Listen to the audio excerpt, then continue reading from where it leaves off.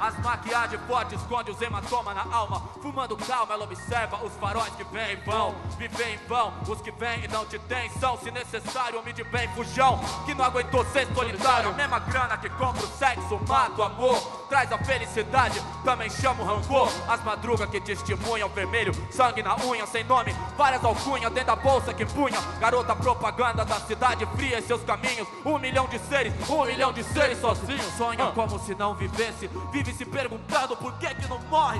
Mistura lágrima e suar no corre. Conta dinheiro no banco do passageiro e só que vira leite pro filho, 15 gramas de pó. Foda-se se é erro, quem fez o certo, Jesus. Eles agradeceram como? Pegando ele numa cruz, cortando as horas com casaco de divisão. Olha a puta combinando com batom, atenta nas buzinas, ela vai pelo som. todo dia, escrevendo sua história com neon, cortando as horas com casaco de visão. No olho a cor tá combinando com batom, atenta nas buzinas, ela vai pelo som. Escrevendo sua história com neon. Piscando motel, às vezes falha. Autodidata aprimora o estilo enquanto trabalha, se flagra, chorando em frente ao espelho. Bola mais um, acende, puxa, desfaz o olho vermelho e volta. Seu novo amor tá de partida.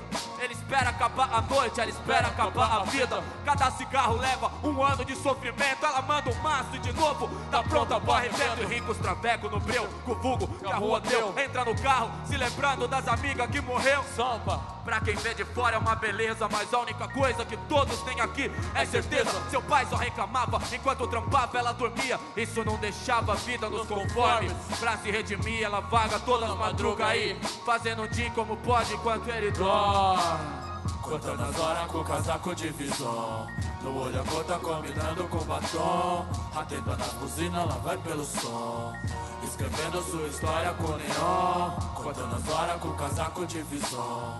No olho a cor tá combinando com batom, atenta na buzina, ela vai pelo som. Todo dia escrevendo a sua história com neon.